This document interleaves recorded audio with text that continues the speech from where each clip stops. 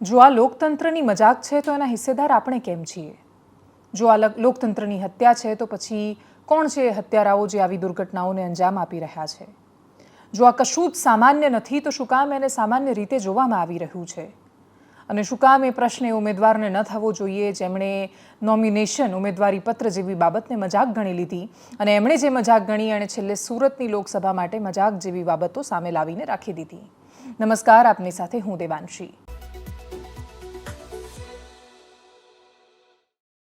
Bharatiya Janata party માટે લોકસભા 2024ના સૌથી મહત્વના અને ખુશી આપનારા સમાચાર સામે આવ્યા. ભારતીય જનતા પાર્ટીએ ફરી એકવાર ગુજરાતથી શરૂઆત કરીને એક ઇતિહાસ રચ્યો અને ઇતિહાસ એ હતો કે ચૂંટણી થયા વગર બિનહરીફ રીતે સુરતથી લોકસભાના સાંસદ તરીકે વગર ચૂંટાએ જીતીને આવ્યા ત્યાંના ઉમેદવાર જે ભારતીય જનતા પાર્ટીએ જેમને મેદાનમાં મૂક્યા હતા, મુકેશ દલાલ. મુકેશ દલાલની જીત ભારતીય જનતા પાર્ટીની ખુશી, બધું જ એમના સ્થાને છે, જરૂરી છે, મહત્વનું છે. ભારતીય જનતા પાર્ટી એની ઉજવણી પણ કરી રહી છે.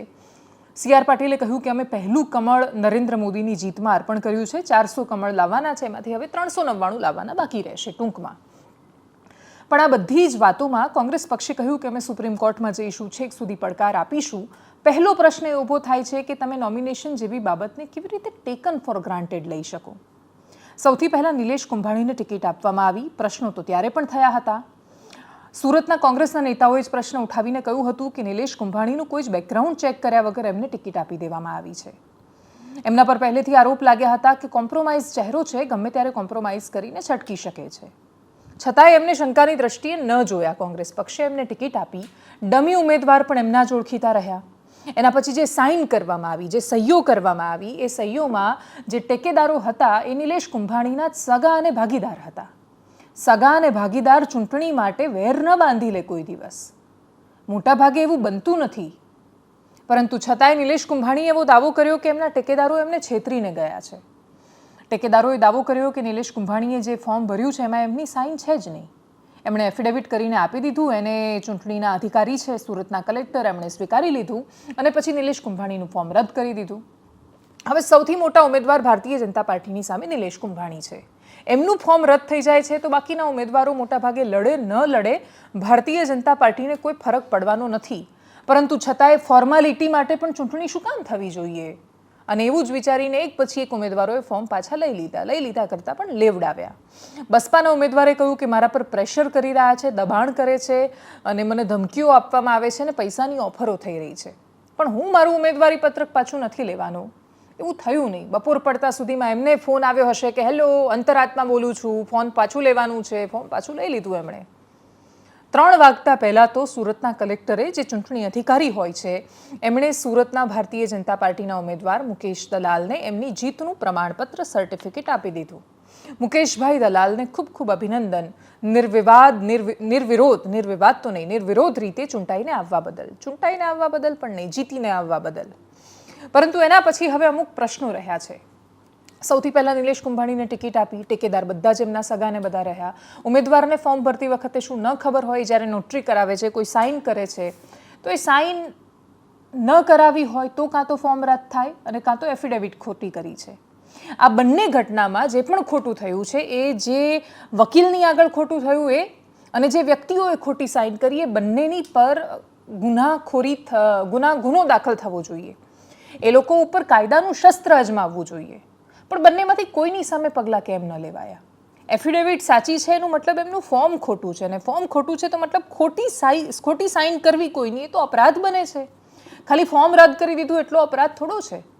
કોઈ બીજા માણસે ખરેખર કલેક્ટરની સામે ખોટી સાઇન કરીને આ રીતે આપ્યું હોત તો આ રીતે જ પગલાં લેવાતા. પ્રશ્નો ગંભીર છે. બંનેમાંથી એક પણની સામે પગલાં નથી લેવામાં આવ્યા તો આને શું કામ સુનિયોજિત આખું જે થયું, આખો ઘટનાક્રમ, એને સુનિયોજિત કેમ ન માનવો? એ માની લઈએ. એના પછી પણ કોંગ્રેસ શું કામ ભારતીય જનતા પાર્ટી પર બધો દોષનો ટોપલો તમે ઢોળી દેશો કે લોકતંત્ર બરબાદ થઈ ગયું, વેચી ગયું? શું એ જવાબદારી કોંગ્રેસની નહોતી બનતી? અમુક બેઠકો પર તમે જીતવા માટે તો લડતા નથી. સુરતમાં કોંગ્રેસ જીતવા માટે નહોતી લડી રહી ચૂંટણી, પણ લડવું જરૂરી છે એટલે લડતી હતી. જો કોંગ્રેસ માને છે કે લડવું જરૂરી છે તો દમથી લડવું જરૂરી છે એવું શું કામ નથી માનતી? ભારતીય જનતા પાર્ટીએ તો ચૂંટણીમાં પહેલેથી ક્લિયર કરી દીધું છે કે ભાઈ શામ દામ દંડ ભેદ, અમારે જીત મેટર કરે છે. હવે તમારો સામેનો જે પ્રતિસ્પર્ધી છે એ સંપૂર્ણ રીતે આ વાસ્તવિકતા તમારી સામે મૂકી દીધી હોય, એના પછી તમે શું નથી જોઈ રહ્યા કે તમિલનાડુમાં કે કેરળમાં શું કામ ભારતીય જનતા પાર્ટી આટલી મહેનત કરે છે? કેરળમાં તો શૂન્ય પર છે, તમિલનાડુમાં પણ શૂન્ય પર છે, દક્ષિણમાં સાવ શૂન્ય પર હોવા છતાં ભારતીય જનતા પાર્ટી જબરદસ્ત મહેનત કરી રહી છે.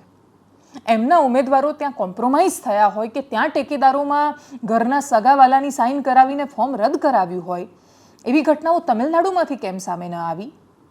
જો મોરલી તમારે ચૂંટણી લડવી જ નથી તો પહેલેથી હથિયાર મૂકી દેવા જોઈએ. જો આ લોકતંત્રની મજાક થઈ રહી છે તો એમાં સહભાગી બધા બની રહ્યા છે.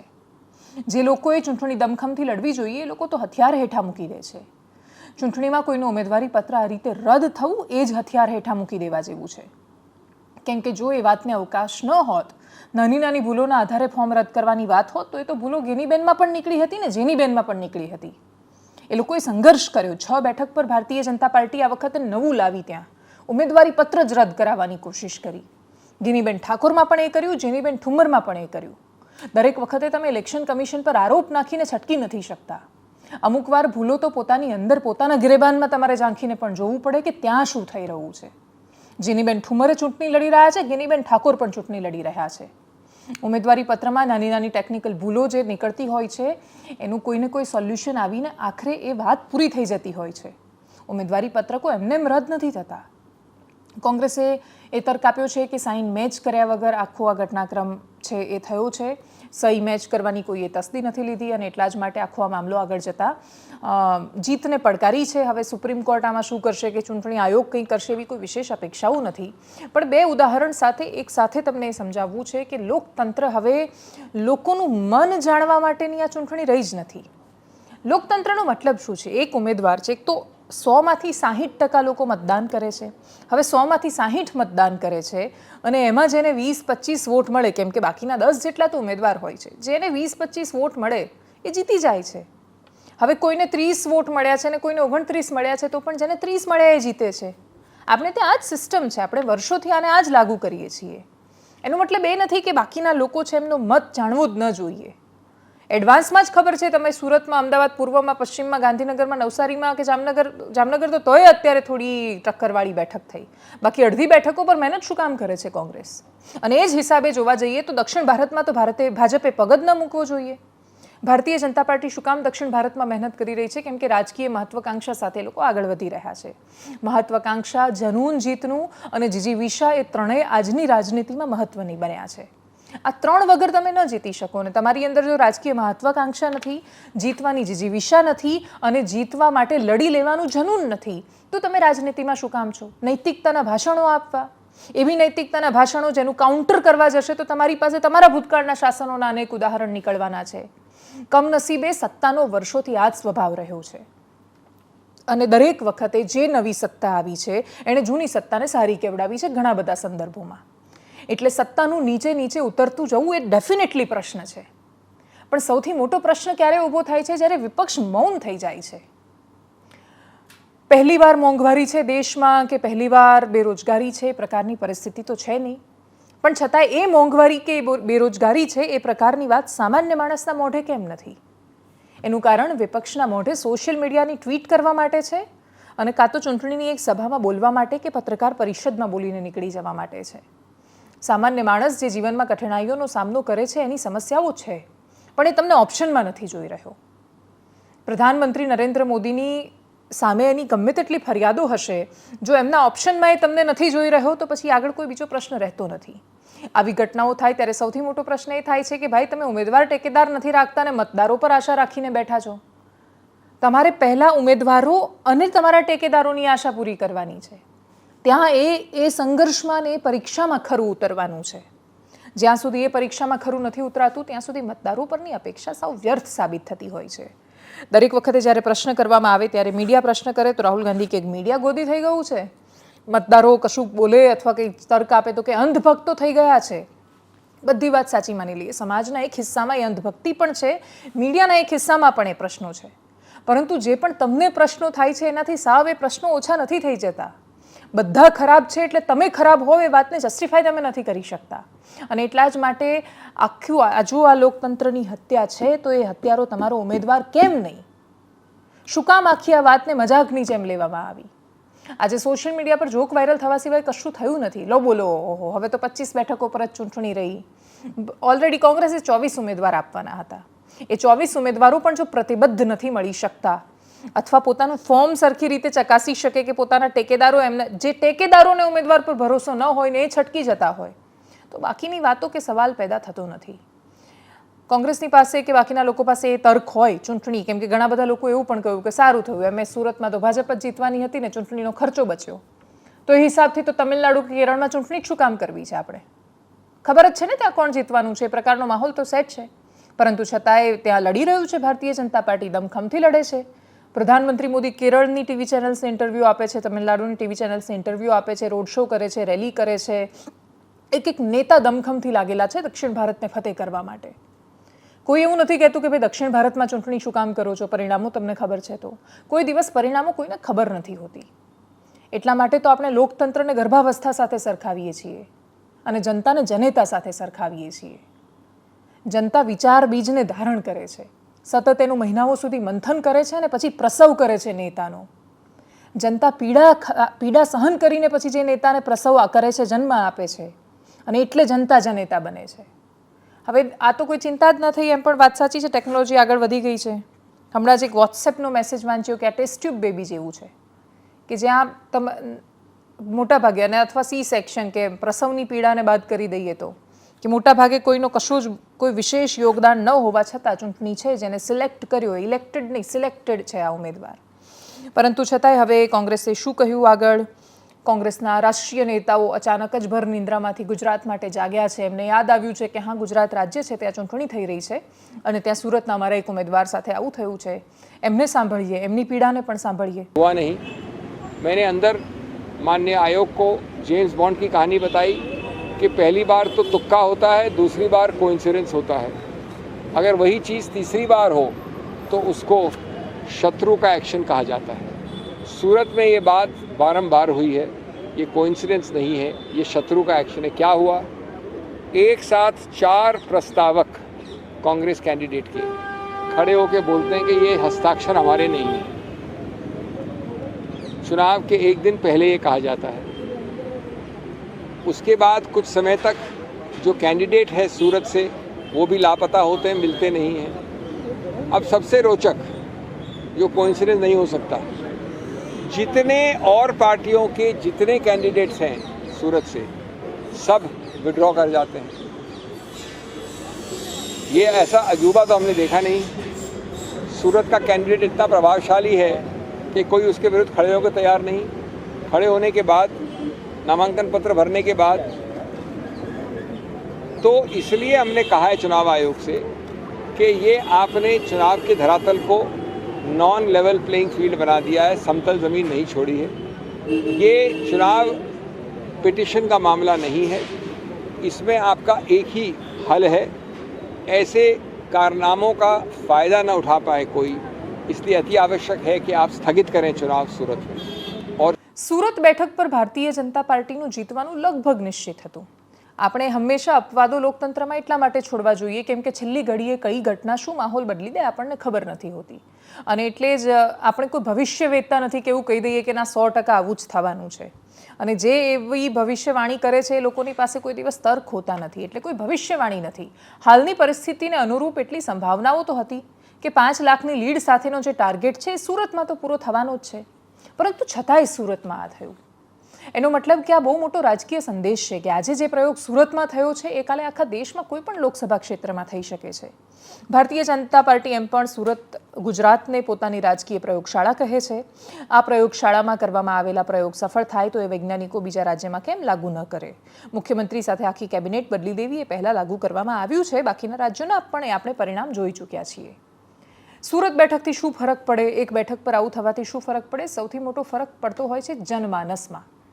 જનમાનસમાં વિચારોનું ઘડતર થાય છે. આજુબાજુમાં થતી ઘટનાઓ ગુરુત્વાકર્ષણનો નિયમ છે, ઉપરથી જ નીચે આવે છે. મોટા ભાગે નેતા નીચેથી ઉપર જાય છે, વિચારો ઉપરથી નીચે આવતા હોય છે. અને એટલા જ માટે જેમ આપણે ઉદાહરણ તરીકે સ્વચ્છતા અભિયાન છે, પ્રધાનમંત્રી મોદીએ હાંકલ કરી અને આખા દેશમાં ખાસું પરિવર્તન આવ્યું. હજી સમસ્યાઓ છે, લોકો ગમે ત્યાં થૂંકે છે અને એ બધી બહુ પ્રોબ્લેમ્સ છે જ, પરંતુ છતાંય આપણે જો સરખામણીએ જોઈશું તો ખાસું પરિવર્તન આપણને દેખાય છે.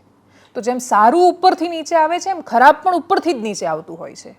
એટલે જનમાનસનું જ્યારે ઘડતર થાય અને એ ખોટી દિશામાં થાય ત્યારે આપણને સામાન્ય માણસ એ રીતે વિચારતો જોવા મળે છે કે ભાઈ આખી દુનિયામાં ખોટું થઈ રહ્યું છે, આખી દુનિયામાં બધા જ કરી રહ્યા છે, કોઈને નીતિમત્તા નથી, કોઈને નૈતિકતા નથી, તો બસ આ બધા જ જે બધું કરી રહ્યા છે એમાં થોડું મારું યોગદાન આપી દઈશ તો શું થશે. વિસાવદરમાં અમે ચૂંટણીના પ્રવાસમાં અલગ અલગ ક્ષેત્રમાં જતા હોઈએ છીએ. વિસાવદરમાં ચૂંટણી નથી થવાની, આ પણ એક પ્રયોગ હતો. વિસાવદરમાં તો પેલા ભાઈએ પાછું પણ ખેંચી લીધી અરજી, બધું થયું, પરંતુ છતાંય વિસાવદર એવું કહેવાતું હતું કે જેમ સુરત એકદમ સરળ બેઠક છે એમ વિસાવદર બાય ઇલેક્શનમાં ભારતીય જનતા પાર્ટી માટે અઘરી બેઠક છે. વિસાવદરનો સત્તાની સામેનો સ્વભાવ રહ્યો છે અને જેનો સ્વભાવ સત્તાની સામે હોય એણે કેટલું ભોગવવું પડે એ વધારે અઘરું છે. તમને વિસાવદરમાં જશો તો સમજાશે કે એક ક્ષેત્ર સરખામણીએ વિકાસથી વંચિત રહ્યું છે. ત્યાં નેતાઓ ચૂંટાઈને આવે છે, જતા રહે છે ફરીથી ભારતીય જનતા પાર્ટીમાં. જૂનાગઢની આજુબાજુ બધે આવું થયું છે. માણાવદરમાં પણ એવું થયું. જવાહર ચાવડા ચૂંટાઈને આવ્યા, એમ ભાજપમાં ગયા, ભાજપમાં આવ્યા પછી ફરીથી લડ્યા, જનતાએ એમને હરાવી દીધા. અરવિંદ લાડાણી આવ્યા, ભાજપમાં જતા રહ્યા. વિસાવદરમાં પણ એ થયું. વિસાવદરમાં હર્ષદ રીબડિયા ચૂંટાઈને આવ્યા, ભાજપમાં ગયા, એમને હરાવ્યા. ભૂપત ભાયાણીને લાવ્યા તો એ ભાજપમાં ગયા. એટલે તમે કોઈને પણ જન્મ આપો, અંતે એનું જવું ભારતીય જનતા પાર્ટીમાં નક્કી થઈ ગયું છે. એવા સમયે જ્યારે વિસાવદરની જનતાને અમે એમનો મત જાણવા, એમનો અભિપ્રાય જાણવા માટે પહોંચ્યા, ત્યારે ત્યાં એક છોકરાએ જે વાત કરી એ ખરેખર ચિંતા કરાવે એવી હતી. એ છોકરાને પૂછ્યું કે કરવું શું છે, તો એણે જવાબ આપ્યો 2 નંબરનો ધંધો કરવો છે. એના જ મુખે સાંભળી લો એણે શું કહ્યું. કયા કામ કરવાના સરકારે, કયા મતલબ આ 5 વર્ષમાં કયા કામ કરવા જોઈએ? રોડ રસ્તાના. બીજું આ સ્વચ્છ ભારત. સ્વચ્છ ભારત કરવું જોઈએ. વિસાવદરમાં સ્વચ્છતા નથી. રોજગારી પૂરી પડે છે યુવાનોને? હીરામાં કઈ ઉધાર જ નથી હવે. તો હીરામાં જ કામ કરો છો? હીરામાં જ કામ કરી. આમ શું કરવું તમારે? 2 નંબરનું કરવું હતું. 2 નંબરનું કામ કરવું? આવું કેમ? બસ 2 નંબર. એમાં શું કરવું છે? દારૂ રેતી મળે છે એવી રીતના? હા, મળે છે એવી રીતના? બધી મળી રહી. અહીંયા તો દારૂબંધી નથી. કોણ કે બંધી છે? બંધી એ છે, કોને ખબર? તો અહીંયા મળે છે. હા, એ કેમ ખબર મળતો હોય તો? તમારે કરવો છે ને ધંધો? પણ હજી વાર છે થોડીક, ઉંમર નથી મારી. હે? ઉંમર નથી. કઈ ઉંમરે? પણ કોઈ 2 નંબરનો ધંધો થોડી કરાય. તો બીજો તો કઈ રસ્તો નથી. સરકાર બીજા કઈ નોકરી બોકરી નથી દેતી, તો કરવું શું અમારે? એના માટે ભણવું બી તો પડે ને આપણે. ભણ્યા તો કઈ ઉધાર નથી. કેમ ઉધાર નથી? ભણ્યો 11 સુધી. ગ્રેજ્યુએટ થયા હોત નોકરી માટે.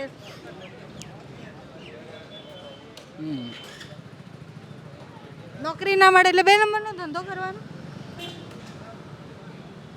2 નંબરનો ધંધો કરવો, સેટિંગો કરવા, વચ્ચે દલાલી કરવી, આ બધું જ ઘણા બધા લોકો માટે બહુ જ સ્વાભાવિક બની ગયું છે. લોકો એમાં પૈસા રળી ખાય છે અને પૈસા કમાય છે અને બધું ચાલે છે. પણ આપણે ત્યાં કહેવાય છે, આપણે એ સંસ્કૃતિમાં માનવાવાળા લોકો છીએ કે ખોટા રસ્તે આવેલી લક્ષ્મી આપણને હંમેશા ખોટા રવાડે ચડાવીને બરબાદ કરીને જાય છે.